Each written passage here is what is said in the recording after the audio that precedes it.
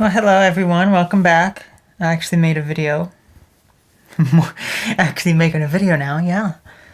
I actually wanted to go over some of the lab work that I got because I was interested in seeing what my testosterone levels were after not taking testosterone anymore. Because if you've been following me for a while, I started taking testosterone, I guess about a year and a half ago.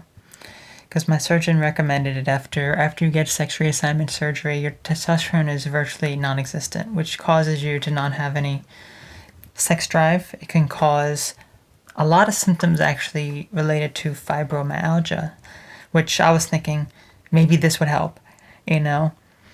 And I think to some degree it did help a little bit. It did make my muscles kind of sore initially, and I was able to actually start building some muscle mass and everything.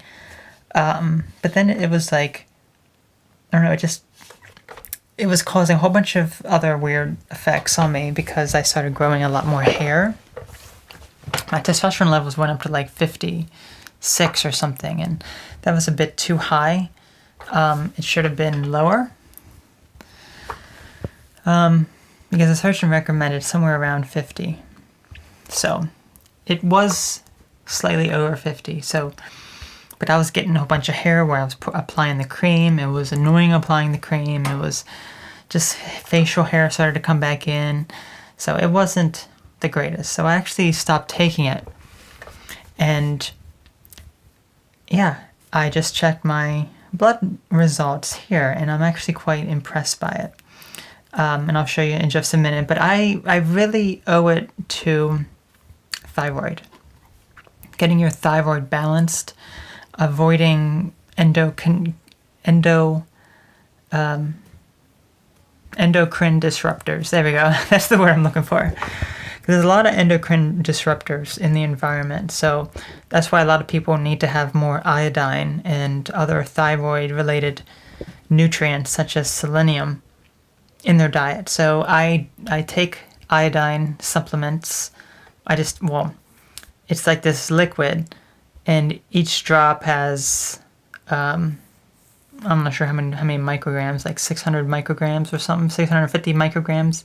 And I just put a drop. I used to just take a drop a day in my mouth, and then now I'm actually putting a drop in my water. And I drink this. I drink 2 of these a day, so I end up drinking 2 drops of it. So that has helped tremendously. And then combine that with Brazil nut, which that can help boost your testosterone and that's for your thyroid as well. So I started taking those, and I certainly feel much better now because I have that sex drive back. It's my testosterone. When you see it without taking it, it's so much better than what it was, which was like nothing. So let me actually show you some of the other results that I did, because there were a lot of results that came through. So here we are. As you can see, my thyroid, this is all thyroid related.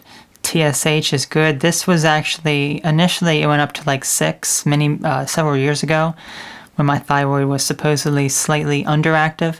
Usually my endocrinologist just checks these 2. But this was actually a full panel done, as you can see. For the most part, everything is good except for this. This one is 1 point lower than what it should be.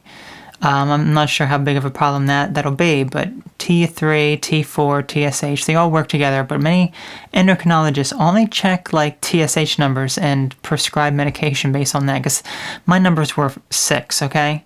6 is not, I think it was a little bit under 6 actually, I'm not entirely sure, but 5.8 or 6, and that's not that high. And that indicates an underactive thyroid. And he wanted to prescribe me medication for that, and I was like, it just didn't make any sense. So I ended up exercising and eating better, and then it improved, and pretty much since then it's been pretty much consistent and within good range. So one time it was a bit high again, but you know, things fluctuate, things happen. So yep.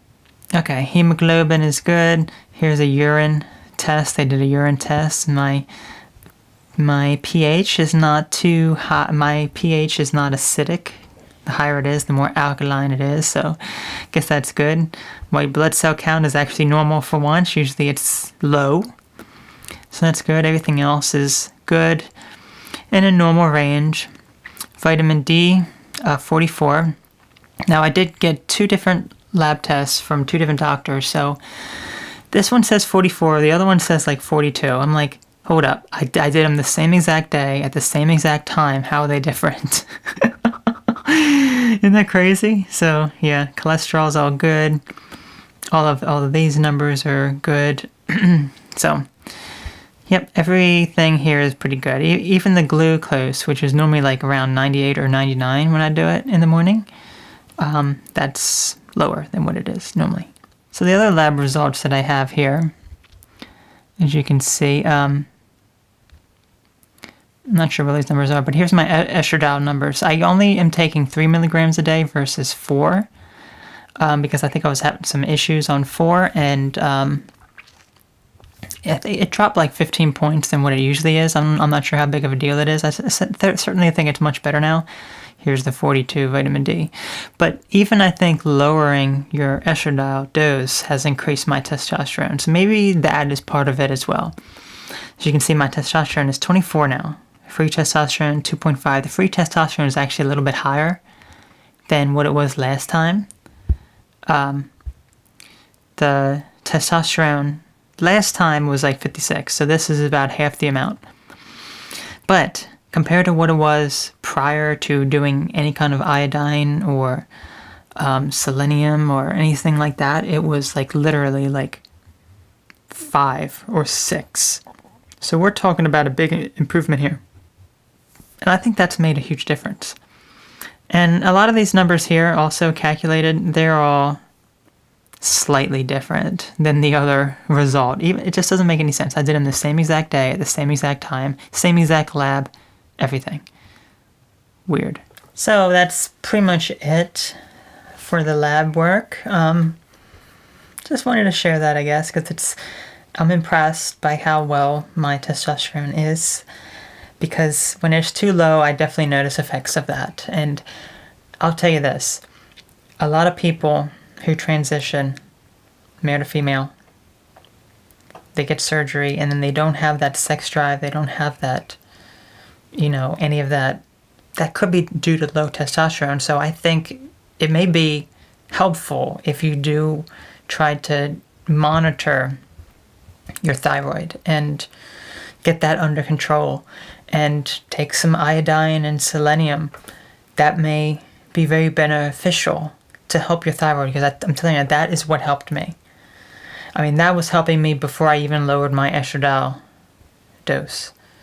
So yeah, that was beneficial for me. Not only that, that actually helped me a lot too, because I know for me it was like, I felt not really regret, but just feeling like disappointed that it's like, oh, I have, the body that I always wanted, but it's like I can't do anything with it now because I don't have any drive anymore. And that's frustrating. But once I got it under control, it's like I'm so much happier with it now. So yeah, that's pretty much it. Pretty much all I wanted to discuss this time. Let me know your thoughts. And I think I'll leave you there. So I hope you have a wonderful Thanksgiving up ahead. I'm probably not going to make a video. But yeah, have a wonderful, wonderful Thanksgiving. And don't be crazy Black Friday people, shoppers. These people are crazy. Okay, bye-bye.